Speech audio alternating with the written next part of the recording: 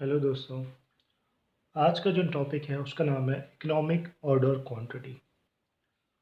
ये cost accounting के BCom final year में आता है एग्ज़ाम में।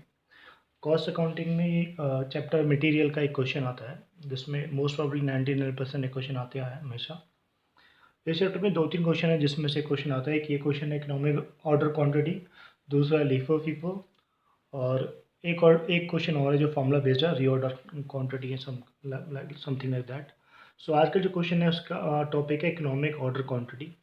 इकोनॉमिक ऑर्डर क्वांटिटी जैसे यहाँ पे लिखा है इकोनॉमिक ऑर्डर क्वांटिटी, एक क्वेश्चन भी दिया हुआ है। बट इकोनॉमिक ऑर्डर क्वांटिटी का मतलब क्या आपको ये समझना होता है बेसिक लॉजिकली।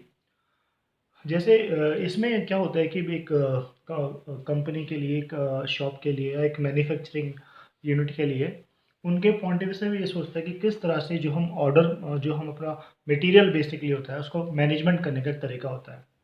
सपोज करो आपकी एक मेडिकल शॉप है, आपके पास दवाई आती रहती है, तो दवाइयों का जो मैनेजमेंट करने का तरीका, दवाइयाँ आती है तो आपको अपने शॉप में जो दवाई है वो अपने जितनी डिमांड है उसके हिसाब से रखनी चाहिए। तो ये जो फॉर्मूला है वो यही बताता है कि कितना आपको अपनी आपकी डिमांड के हिसाब से आपको अपनी दुकान के अंदर, अपने बिजनेस के अंदर स्टॉक मैनेजमेंट रखना है, स्टॉक रखना है, आपके पास होना चाहिए उतना स्टॉक।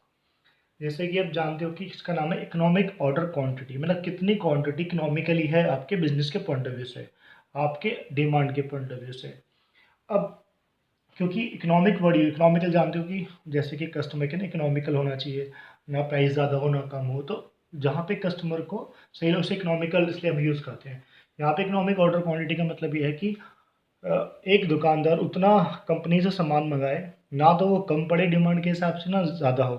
क्योंकि अगर सपोज करो ज़्यादा सामान स्टॉक रख लेगा, अपनी रिक्वायरमेंट के हिसाब से ज़्यादा सामान रखेगा, उसमें क्या प्रॉब्लम होगी कि उसका बहुत ज़्यादा कैपिटल ब्लॉक हो जाएगा, बहुत ज़्यादा पैसा ब्लॉक हो जाएगा, और प्रोडक्ट उतना सेल होगा नहीं, और प्रोडक्ट ना ज़्यादा सेल होने की वजह से उसका पैसा ब्लॉक हो जाएगा। पहला प्रॉब्लम। दूसरा ये होता है अगर सपोज करो वो दुकान के अंदर कम स्टॉक रखता है, उसकी जो रिक्वायरमेंट है वो है 2000 यूनिट की, सपोज करो एग्जांपल 2000 की, वो रख रहा है 1000 यूनिट का स्टॉक रख रहा है। इसका मतलब क्या है कि अगर वो कम सामान रखता है अपनी दुकान के अंदर, तो कस्टमर जाएगा दुकान के पास और वो सामान उसे नहीं मिलेगा, तो इसका मतलब वो कस्टमर दोबारा नहीं आएगा।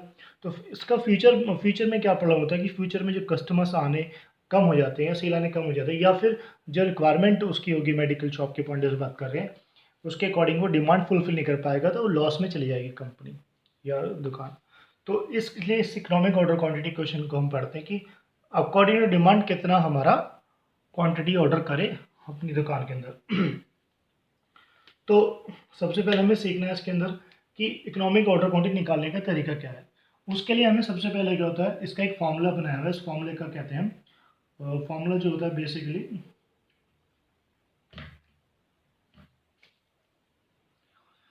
फार्मूला को अलग अलग नाम से फार्मूले होते हैं, लेकिन जैसे कि मैं नॉर्मली इस तरह से बताता हूँ उसको। ई ओ क्यू का जो फार्मूला मैंने बना अपने तरफ से यूज़ करता हूँ वर्ड, उसको कहते हैं 2 UP अपॉन एस। ये वर्ड यूज़ करते हैं 2 UPS। 2 हमेशा होगा, UPS उसकी वैल्यू, UPS की कुछ टर्म्स है। तो हमें समझना है पहले यू का मतलब क्या है, व्हाट इज़ यू। यू का मतलब यहाँ पे होता है basically annual usage. Annual usage मतलब एक साल में आपका डिमांड कितना है, कितने प्रोडक्ट्स आपके एक साल में डिमांड होते हैं, उसको बोलते हैं एनुअल यूसेज, एनुअल क्वांटिटी जितनी आपको चाहिए। पी का मतलब बहुत सिंपल है, आप समझ सकते हो, cost of placing order.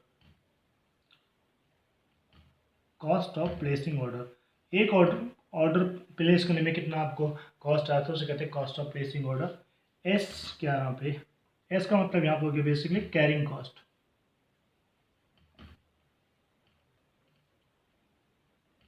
Carrying cost. तो यूपीएस, ये जो वैल्यूज है यूपीएस आप देख रहे हो उसके अंदर, इनको हमें फाइंड करना है। जो क्वेश्चन हमें दिया उसमें यूपीएस क्या दिया है, क्योंकि आप देखोगे एनुअल यूसेज। अब हमें क्वेश्चन देखेंगे कि क्वेश्चन में क्या क्या दिया है। मैं चाहता हूँ पहले इन चीज़ों को यहीं पे वैल्यूज पुट कर देख लेते हैं क्या क्या रही है। यू कितना है इस क्वेश्चन के अंदर, आप देखोगे क्वेश्चन के अंदर यू हमारे पास है quarterly consumption is 2000 kg। Annual usage कितना होगा, क्वार्टरली, अगर क्वार्टरली दिया तो इट मीन्स ईयर में कितना होगा 4 इंटू करेंगे 4 इंटू 2000, तो ईयर में कितना हो जाएगा ये 8000, क्योंकि क्वार्टरली 2000 दिया। सपोज मंथली भी दिया होता है कई बार, तो मंथली दिया तो आपको इंटू 12 करना पड़ेगा एनुअल निकालने के लिए। उसके बाद कॉस्ट ऑफ प्लेसिंग ऑर्डर, सीधा क्वेश्चन दिया है, कॉस्ट ऑफ प्लेसिंग ऑर्डर दिया है 50 रुपीज़ दिया है इन्होंने, सीधा दिया है cost of placing order. Last में जो है S carrying cost, carrying cost का मतलब होता है बेसिकली जो भी हम सामान रखते हैं अपने पास अपनी दुकान के अंदर, उसको कैरी करने में उसको कैरी करने में कुछ खर्च आते हैं। इट में भी ट्रांसपोर्टेशन कॉस्ट, इंश्योरेंस कॉस्ट और कोई भी मेंटेनेंस कॉस्ट हो सकती है उसमें, तो वो उसको हम कैरिंग कॉस्ट कहते हैं। तो यहाँ पे बोला storage cost, cost per unit दिया 4 रुपीज़, और स्टोरेज कॉस्ट जो हम कैरिंग कॉस्ट हम कह सकते हैं storage cost 80% average inventory. Average inventory मतलब है कॉस्ट पर यूनिट 4 रुपीज़ का 80%। अब 4 रुपीज़ का 80% हम निकालेंगे तो वो आ जाएगा हमारा कैरिंग कॉस्ट। तो हम डिवाइड करेंगे यहाँ पे 3.2 आ जाएगा यहाँ पे हमारा कैरिंग कॉस्ट, 3.2 रुपीज़ आ जाएगा कैरिंग कॉस्ट। तो पहले हमने इसमें यूपीएस जो हमारा फॉर्मूला है 2 रूट के अंदर आएगा 2 यूपीएस। तो अब इन वैल्यूज़ को जो हमने ड्राइव करी क्वेश्चन से, उन वैल्यूज़ को यहाँ क्वेश्चन फॉर्मूले में पुट कर देंगे आपके सामने। तो ये सपोज करो ई ओ क्यू, तो ई ओ क्यू को यूज़ करते हैं ध्यान से।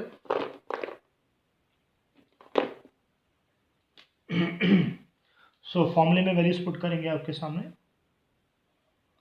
हमारे पास है 2 रहेगा, सही सर 2 रहेगा साथ में 2 इंटू यू एनुअल यूसेज हमने निकाला, यू एनुअल यूसेज कितना 8000। फिर हमने देखा हमारे पास क्या है पी, तो पी कितना है, cost of placing order is 50 rupees. उसके बाद S is carrying cost, that is कितना 3.2। अब इसको सिंप्लीफाई करेंगे हम, इसको सिंप्लीफाई करेंगे पूरा, और सिंप्लीफाई करके आपके पास जो आंसर आएगा बेसिकली आई थिंक वो आएगा रूट में 2,50,000 आएगा, 2,50,000 आएगा डिवाइड करके इसको सारा। तो अब 2,50,000 आ गया। अब हमारे पास इसको रूट निकालेंगे तो इसका आ जाएगा 500, इसका रूट निकालेंगे तो इसका आ जाएगा 500, आंसर जाएगा 500 kg। ये आ गया हमारे पास इकोनॉमिक ऑर्डर क्वांटिटी एनुअली। तो एनुअली आपका इतना हमारा इकोनॉमिक ऑर्डर क्वांटिटी है। अब क्वेश्चन में कई बार पूछते हैं नंबर ऑफ ऑर्डर पूछते हैं क्वार्टर, तो एक और फॉर्मूला इसमें बन जाता है, नंबर ऑफ ऑर्डर पूछेंगे तो नंबर ऑफ ऑर्डर क्वार्टरली। तो फॉर्मूला हो जाएगा सिंपल की है क्वार्टरली ऑर्डर, मतलब जितना आपने ऑर्डर किया quarterly divide by E O Q. तो क्वार्टरली ऑर्डर आपका 2000 है, 2000 into divide by 500, that is 4 answer आ गया। So number of order quarterly पूछेंगे तो जो हम क्वार्टरली ऑर्डर करें 2000 ऑर्डर कर रहे हैं तो 2000 को डिवाइड करेंगे हमारा ई ओ क्यू से, तो आ जाएगा नंबर ऑफ ऑर्डर्स। अगर हम पूछेंगे, अगर हमें सपोज कर लो मंथली निकालना है, कई बार नंबर ऑफ ऑर्डर्स मंथली निकालना है, तो इसी सेम क्वेश्चन के अंदर करेंगे कि जो ऑर्डर दिया होगा नंबर मंथली, क्योंकि क्वार्टरली 2000 है तो मंथली इसका आएगा 500, तो 500 divide by E O Q, बस ई ओ क्यू से डिवाइड करेंगे, क्वार्टरली वैल्यू ले लेंगे या फिर मंथली वैल्यू लेंगे, जिस आप जो क्वेश्चन में पूछा होगा उस हिसाब से डिवाइड करेंगे। तो ये क्वेश्चन था हमारा इकोनॉमिक ऑर्डर क्वांटिटी, और काफ़ी इजी और अच्छा क्वेश्चन है।